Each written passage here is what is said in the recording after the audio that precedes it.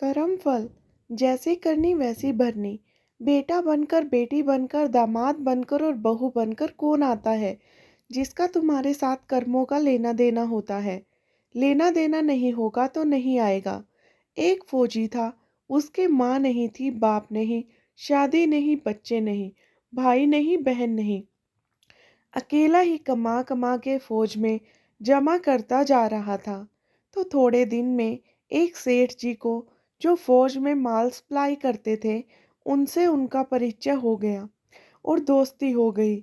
सेठ जी ने कहा, जो तुम्हारे पास पैसा है वो उतने के उतने ही पड़ा है, तुम मुझे दे दो, मैं कारोबार में लगा दूं तो पैसे से पैसा बढ़ जाएगा, इसलिए तुम दे दो। फौजी ने सेठ जी को पैसा दे दिया। सेठ जी ने कारोबार में लगा दिया। कारोबार उनका चमक गया, खूब कमाई होने लगी। कारोबार बढ़ गया। थोड़े ही दिन में लड़ाई लग गई। लड़ाई में फौजी घोड़ी पर चढ़कर लड़ने गया। घोड़ी इतनी बदतमीज थी कि जितनी जोर जोर से लगाम खींचे उतनी ही तेज भागे। खींचते खींचते उसके गल्फर तक कट गए, लेकिन वो दौड़कर दुश्मनों के गोल में जाकर खड़ी हो गई। दुश्मनों ने वार किया, फौजी भी मर गया और घोड़ी भी मर गई।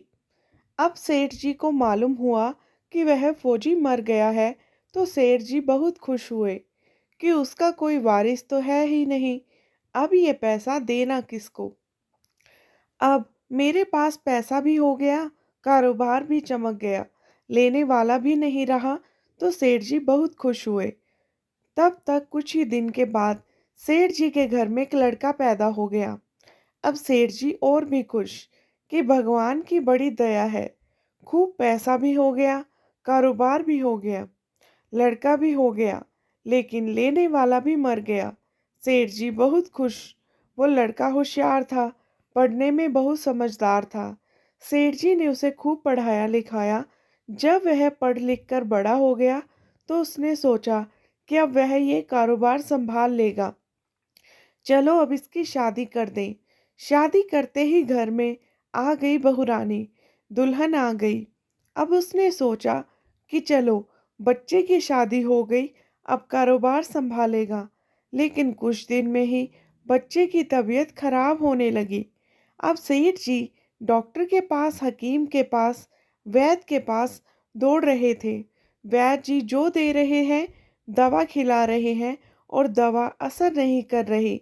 बीमारी बढ़ती ही जा रही है, पैसा बर्बाद हो रहा है और बीमारी बढ़ती जा रही है। रोग कट नहीं रहा, पैसा खूब लग रहा है। अब अंत में डॉक्टर ने यह कह दिया कि लाइलाज मर्ज हो गया है, इसको अब असाध्य साध्य रोग हो गया है, ये बच्चा 2 दिन में मर जाएगा। डॉक्टर के जवाब देने पर सेठ जी निराश होकर बच्चे को लेकर रोते हुए आ रहे थे।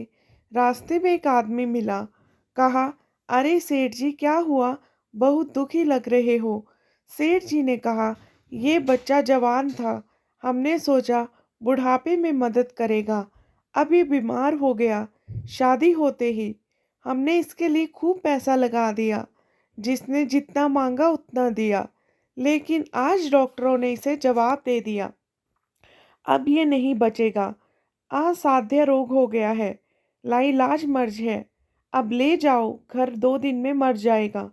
आदमी ने कहा, अरे सेठ जी तुम दिल क्यों छोड़ रहे हो, मेरे पड़ोस में वैद्य जी दवा देते हैं, 2 आने की पुड़िया खाकर मुर्दा भी उठकर खड़ा हो जाता है, जल्दी से तुम वैद्य जी की दवा ले आओ। सेठ जी दौड़कर गए, 2 आने की पुड़िया ले आए और पैसा दे दिया। पुड़िया ले आए, बच्चे को खिलाई, बच्चा पुड़िया खाते ही मर गया। बच्चा मर गया। अब सेठ जी रो रहे थे, सेठ जी सभी रो रहे थे और घर में बहुरानी और पूरा परिवार भी रो रहा था। गांव में शोर मच गया कि बहुरानी सेठ की कमर जवानी में टूट गई। सब लोग रो रहे हैं।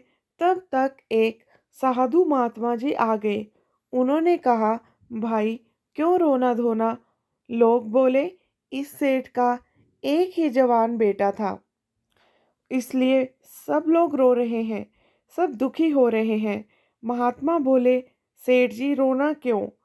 सेठ महाराज, जिसका जवान बेटा मर जाए वो रोएगा नहीं तो क्या करेगा? महात्मा, और उस दिन तो आप बड़े खुश थे। सेठ, किस दिन? महात्मा जी, फौजी ने जिस दिन पैसा दिया था। सेठ, हाँ, कारोबार के लिए पैसा मिला था तो खुशी भी थी। महात्मा, और उस दिन तो आपकी खुशी का ठिकाना ही नहीं था। सेठ, किस दिन?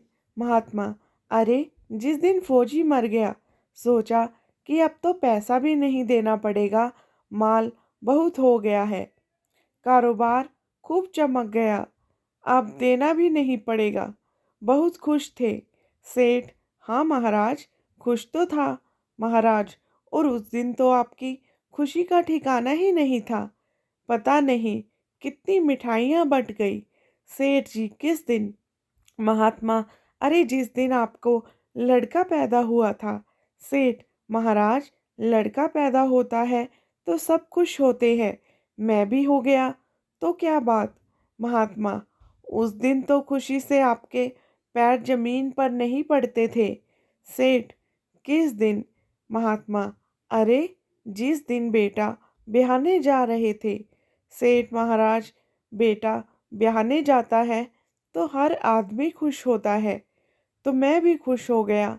महाराज, तो जब इतनी बार खुश हो गए तो जरा सी बात के लिए रो क्यों रहे हो?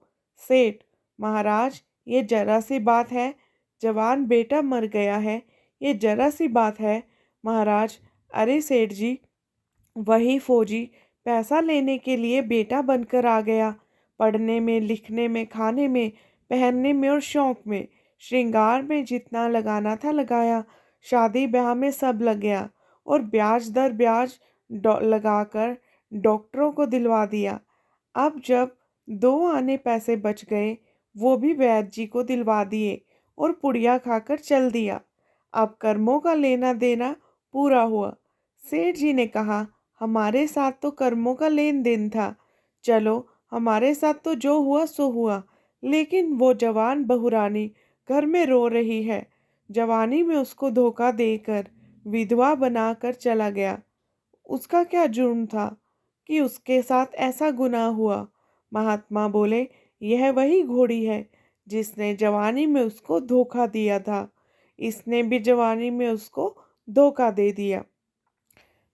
वेद, शास्त्र व पुराणों के साथ सभी साधु संतों का कहना है कि यह संसार कर्मों का लेखा जोखा है, इसमें जीव चैतन्य है, वो समझदारी से भव सागर पार हो जाएगा। और आपको ये कहानी कैसी लगी, आप कमेंट बॉक्स में ज़रूर शेयर कीजिएगा और मेरे चैनल को सब्सक्राइब कर लेना। आपका धन्यवाद।